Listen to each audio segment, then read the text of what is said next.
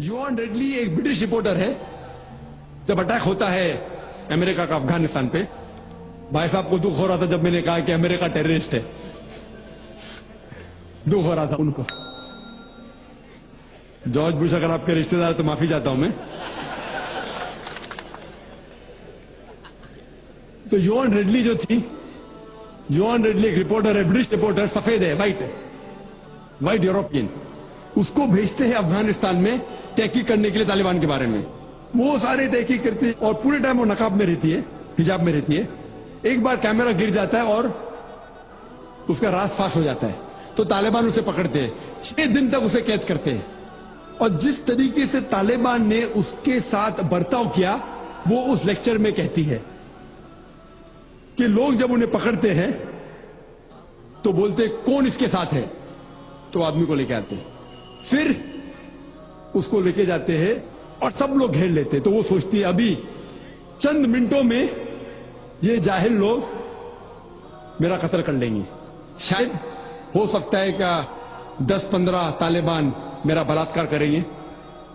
اس کے ذہن میں یہ سب جا رہا ہے, سوچ رہی ہو سکتا ہے کہ مجھے جھاڑ پہ سے لٹکا دیں گے. وہ ایک دم ڈری ہوتی. 1 گھنٹے تک لوگ اسے گھیرتے لیکن کوئی بھی سامنے نہیں آتا. وہ سوچتے ابھی میری موت, ابھی میری موت. 1 گھنٹے بعد ایک افغان عورت آتی ہے اور اس کے جسم کی جانچ پڑتال کرتی ہے. پھر اسے پتا لگتا ہے ہاں یہ لوگ سمجھتے ہیں کہ میرے پاس ہتھیار ہے.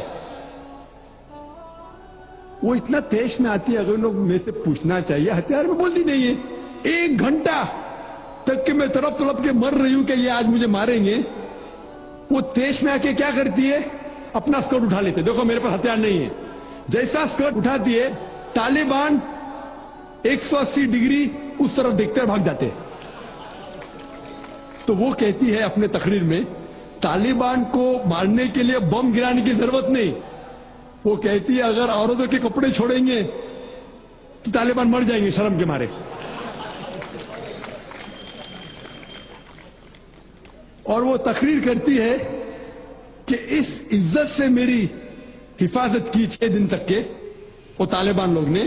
اور جب اسے پوچھا جاتا ہے سوال جواب کی نشست میں کیا آپ کو لگتا ہے کہ القاعدہ نے WTC کو گرایا, تو وہ یوان ریڈلی کہتی ہے میرے حساب سے القاعدہ موجود ہی نہیں ہے.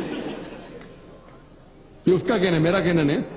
اور جب اسے آزاد کیا جاتا ہے 6 دن کے بعد, اور جب باقی رپورٹرز پوچھتے آپ کے ساتھ کیا سلوک کیے, تو انہوں نے کہا اتنا اچھا حسن سلوک کیے کہ رپورٹ کے اندر ہی نہیں آیا. اور اس نے صرف یہ وعدہ دی تھی کہ میں انگلینڈ جا کے واپس سے قرآن مجید کا ترجمہ پڑھوں گی.